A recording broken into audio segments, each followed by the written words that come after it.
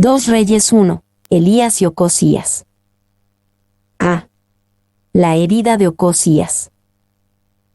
1:1-2. Ocosías busca a Baal-Zebub. Después de la muerte de Acab, se rebeló Moab contra Israel.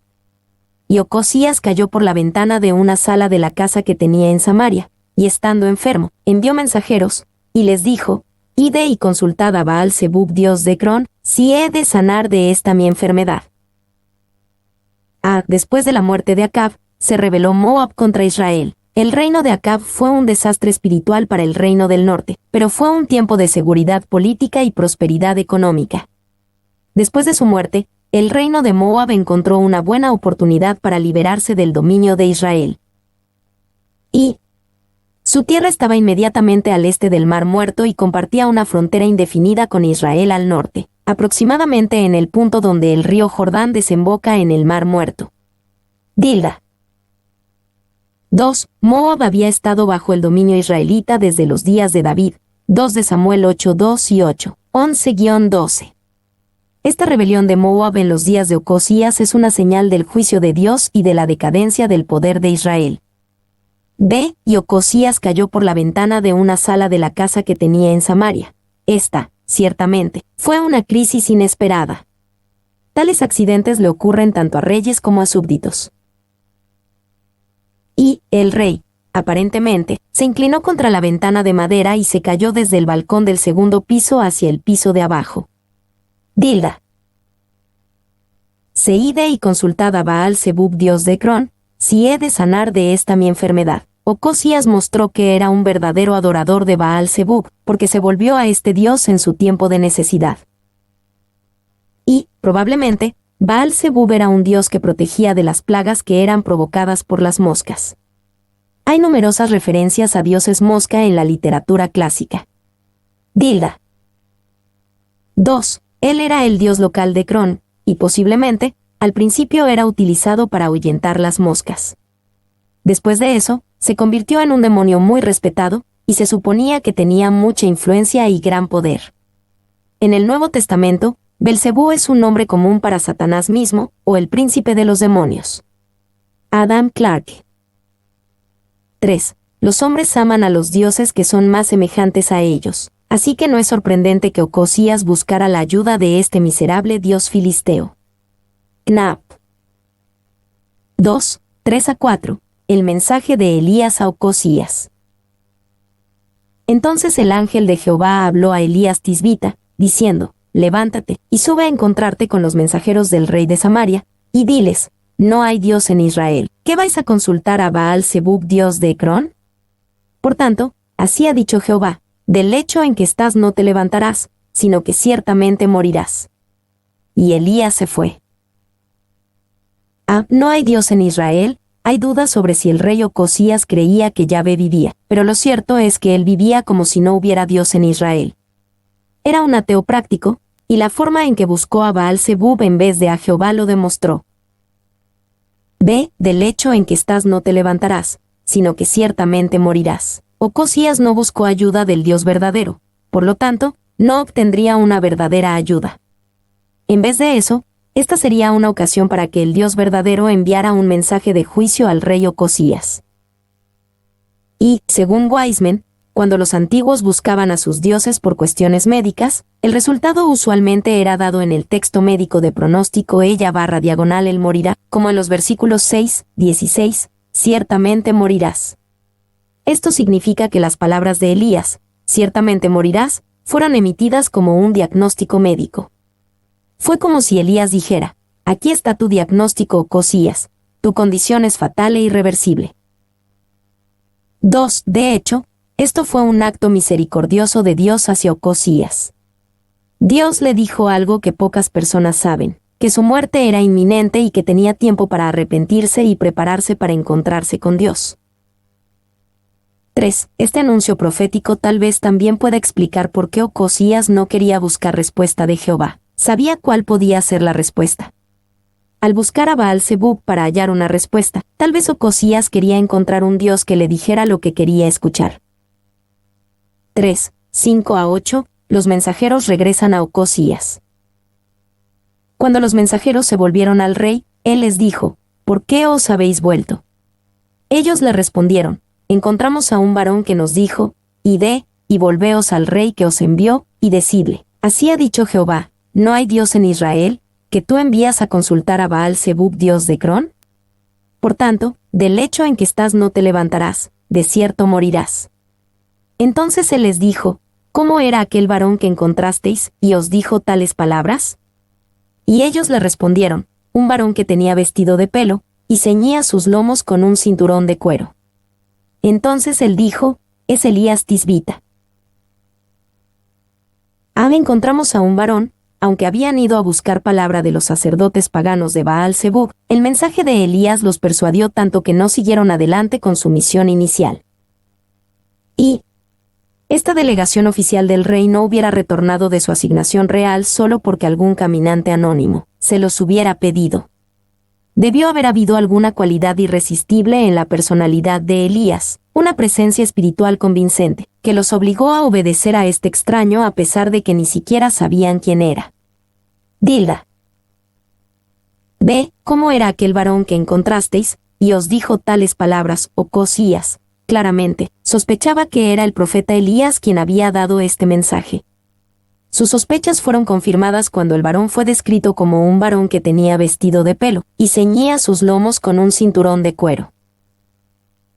Y las palabras hebreas traducidas como vestido de pelo tienen el significado literal de poseedor de pelo. Esta descripción, probablemente, se refiere a las pieles peludas de animales que vestía atadas alrededor de su cintura con un cinto de cuero. Dilda. 2. Esta descripción de Elías también conecta el ministerio de Elías con el ministerio de Juan el Bautista, quien se vistió con pieles de animales, Mateo 3:4. Cuando los sacerdotes y levitas lo vieron preguntaron: ¿Eres Elías? Juan 1, 19-21. 3. Ya sea porque Elías tenía demasiado cabello en su cabeza y rostro, o porque, como profeta, vestía una prenda áspera, Zacarías 13:4. Esto era una muestra de arrepentimiento. B. Elías se aparece delante de Ocosías. 1, 9-10. El juicio viene contra los soldados que fueron a arrestarlo. Luego envió a él un capitán de 50 con sus 50, el cual subió a donde él estaba, y he aquí que él estaba sentado en la cumbre del monte.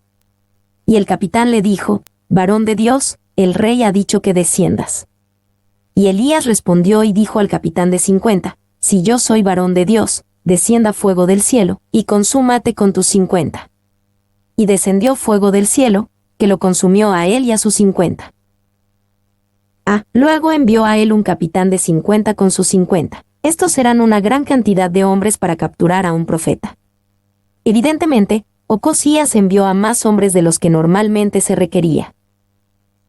B. Varón de Dios, el rey ha dicho que desciendas. El capitán aquí admitió la virtud de Elías cuando lo llamó varón de Dios. Por lo tanto, estuvo mal que hicieran esto, incluso si eran órdenes de su rey. Y la Biblia, claramente, enseña que les debemos sumisión al gobierno y a las autoridades gubernamentales. Romanos 13, 1, 2. Sin embargo, en el ámbito humano, la orden bíblica de someterse nunca es absoluta, sino que siempre está condicionada a la responsabilidad de someterse a Dios. Hechos 5:29. Este comandante debió de haberse resistido a la orden impía e inmoral del rey Ocosías y obedecer a Dios. Sus 50 hombres debieron haberse negado a obedecer la impía e inmoral orden de su capitán. C. Si yo soy varón de Dios, descienda fuego del cielo. Elías puso el asunto en completo contraste. Si él realmente era un varón de Dios, entonces el capitán y sus hombres estaban en una misión impía e inmoral. Como Elías no podía hacer que descendiera fuego del cielo sin la aprobación divina, le pidió a Dios que evaluara a estos hombres y la justicia de sus acciones contra el profeta de Dios. Y, o ellos no lo consideraban como un profeta, o se gloriaron al poner el poder de su amo por encima del poder de Jehová. En cualquier caso, el insulto no era tanto contra Elías como contra el Dios de Elías. Meyer. 2. Elías no dijo: claro que soy un hombre de Dios. En vez de eso, contestó: si yo soy varón de Dios. Esencialmente, Elías dijo: ustedes dicen que soy un hombre de Dios, aunque no actúan como tal. Tal vez lo soy, tal vez no. Dejemos que Dios decida con fuego. 3. Algunos han culpado al profeta por haber destruido a estos hombres, al hacer que descendiera fuego del cielo sobre ellos. Pero ellos no consideran que Elías no tenía poder para hacer que descendiera fuego del cielo. Solo Dios pudo enviar fuego, y como Él es justo y bueno, no hubiera destruido a estos hombres si no hubiera habido una causa adecuada para justificar el acto. Clarke. D. Y descendió fuego del cielo, que lo consumió a él y a sus 50. Dios trajo juicio sobre estos hombres que actuaron como si Yahvé no fuera un Dios real y como si Elías no fuera realmente su siervo. Y el capitán le dio a Elías la siguiente orden: que desciendas. El varón de Dios no descendió, pero el fuego de Dios sí. 2. Se debe de resaltar que la orden que se demandó de Elías era incorrecta. Un rey no tenía ningún derecho a semejante lealtad, y sus acciones siempre debían de estar subordinadas a la palabra de Dios. Dios estaba protegiendo su palabra y a su siervo. Wiseman. 2, 11-12. El juicio también llega sobre un segundo capitán. Volvió el rey a enviar a el otro capitán de 50 con sus 50, y le habló y dijo: varón de Dios, el rey ha dicho así, desciende pronto. Y le respondió Elías y dijo: si yo soy varón de Dios, descienda fuego del cielo, y consúmate con tus 50. Y descendió fuego del cielo, y lo consumió a él y a sus 50. A varón de Dios, el rey ha dicho así. El segundo capitán repitió el mismo error que el primer capitán, pero, incluso, con más culpa, porque sabía lo que le había sucedido al primer capitán. El juicio sobre el primer grupo debió de haber sido una advertencia para este segundo capitán y sus 50. Y la petición específica del segundo capitán, desciende pronto, muestra que este fue aún más atrevido y demandante que el primero. 2. El pueblo y los líderes de Israel habían ido tras dioses paganos por tanto tiempo que ya no podían distinguir entre los dioses imaginarios e incapaces del mundo pagano y Yahvé, Dios de Israel. Ellos pensaron que Yahvé era tan impotente como sus propios dioses inútiles. B. Si yo soy varón de Dios, descienda fuego del cielo, y consúmate con tus 50. Elías dejó el asunto en manos de Dios, y Dios respondió una vez más con un juicio dramático. 3. 13-15. El tercer capitán se presenta con humildad y Elías va con él. Volvió a enviar al tercer capitán de 50 con sus 50, y subiendo aquel tercer capitán de 50, se puso de rodillas delante de Elías y le rogó, diciendo: varón de Dios, te ruego que sea de valor delante de tus ojos mi vida, y la vida de estos tus 50 siervos. He aquí ha descendido fuego del cielo, y ha consumido a los 2 primeros capitanes de 50 con sus 50. Sea estimada ahora mi vida delante de tus ojos. Entonces el ángel de Jehová dijo a Elías: desciende con él, no tengas miedo de él. Y él se levantó, y descendió con él al rey. Se puso de rodillas delante de Elías y le rogó. El tercer capitán manejó su misión de una manera totalmente diferente. Se acercó a Elías humildemente, reconociendo que realmente era un varón de Dios. Tal vez, el tercer capitán vio los 2 lugares ennegrecidos de tierra chamuscada antes de hablar con Elías. Ve, desciende con él, no tengas miedo de él. No era que Dios no quisiera que Elías fuera con el rey Ocosías, era que Ocosías, sus capitanes y sus soldados, todos actuaron como si no hubiera Dios en Israel. Cuando la petición fue hecha sabia y humildemente, Elías fue. Y había muchas razones por las que Ocosías quería arrestar a Elías, a pesar de que ya había escuchado la profecía a través de Elías. Tal vez, quería que Elías se retractara de su palabra de destrucción y utilizaría la fuerza para obligarlo a hacerlo. Tal vez, solo quería mostrar su ira contra el profeta que lo había atormentado a él y a su padre por tanto tiempo. Tal vez, quería silenciar dramáticamente a Elías para que futuros profetas no se atrevieran a hablar osadamente contra el rey de Israel. Dios le aseguró a Elías que no tenía nada que temer de Ocosías. 4:16. Elías entrega el mismo mensaje a Ocosías. Y le dijo: así ha dicho Jehová, por cuanto enviaste mensajeros a consultar a Baal-Zebub, dios de Ecrón, ¿no hay Dios en Israel para consultar en su palabra? No te levantarás, por tanto, del lecho en que estás, sino que de cierto morirás. No hay Dios en Israel para consultar en su palabra. Este fue el mismo mensaje que Elías les dio a los hombres de Ocosías enviados para consultar a Baal-Zebub. El mensaje de Dios no cambió solo porque Ocosías no quiso escucharlo la primera vez. 5. 17-18, Ocosías muere y no deja sucesor. Y murió conforme a la palabra de Jehová, que había hablado Elías. Reinó en su lugar Joram, en el segundo año de Joram hijo de Josafat, rey de Judá, porque Ocosías no tenía hijo. Los demás hechos de Ocosías, ¿no están escritos en el libro de las crónicas de los reyes de Israel?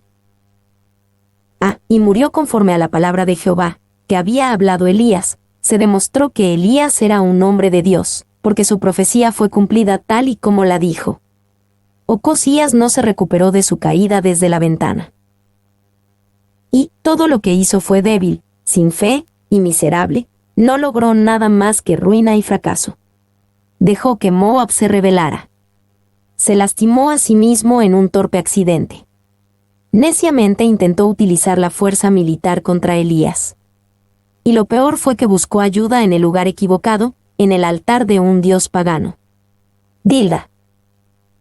B. Reinó en su lugar Joram, porque Ocosías no tenía hijo. Este Joram era el hijo de Acab, 2 de Reyes 3:1, y, por lo tanto, el hermano de Ocosías. Ocosías no tuvo descendientes a quienes pasarles el reino, por lo que el trono le fue entregado a su hermano después de su breve reinado. Y el relato se vuelve un poco confuso aquí, porque el rey de Judá en ese tiempo también se llamaba Joram, hijo de Josafat. Mi nombre es Demim. Soy tu asistente personal. Mi sitio en internet es demim.es.tl